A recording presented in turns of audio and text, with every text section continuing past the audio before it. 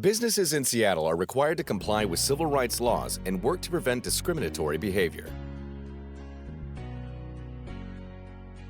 The Seattle Office for Civil Rights, or SOCR, is here to help you understand these laws and your role in working to create a fair, equitable, and inclusive community.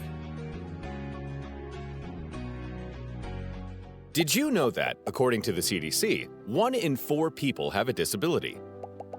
In the city of Seattle, the definition of disability is broad. Not all disabilities are visible or obvious, and some are permanent, while others may be temporary. In public places, accommodations may include access to a ramp or elevator and service animals. Keep in mind that public places can include areas such as restaurants, shops, and other areas open to the public. An accommodation request may be verbal or written, and requesters are not required to disclose their disability. One example of a reasonable accommodation is a service animal, which is any type of animal that assists a person with a disability. A service animal is not required to wear a vest, have specific training or certifications, or have special identification. This also includes animals in training. If it's a dog, it may be any breed or size. Business owners can ask if the animal is a service animal and if it performs a task or work that is medically necessary. The service animal must be under the control of their owner. Let's take a look at the following scenario. Meet Priya, a young person who identifies as deaf. Excited to attend a play, she purchased her ticket in advance. However, Priya injured her leg before the show and now uses a wheelchair, so she contacts the theater to request the appropriate accommodations. The theater promptly arranges for sign language interpreters and moves Priya's seat near a ramp designated for people with disabilities.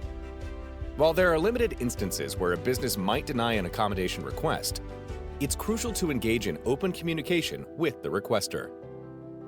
When you receive a reasonable accommodation request, gather information and implement effective solutions that accommodate the need. Afterwards, monitor its effectiveness. Here's another reasonable accommodation process in action. Javier is a person with a disability who enjoys visiting bookstores with the help of his service animal, a pit bull mix, Pixie. When visiting a store, an employee told Javier that Pixie was not permitted inside. Not wanting to cause a scene, Javier requested to speak with the manager. The manager asked, "Does Pixie perform tasks for, work for, or provide medically necessary support for you?" When Javier answered yes, the manager agreed to allow Pixie to stay inside the store with Javier. For more information or support, contact the Seattle Office for Civil Rights. We provide resources to help you understand laws to support fair and equitable public places. Translation and interpretation are available.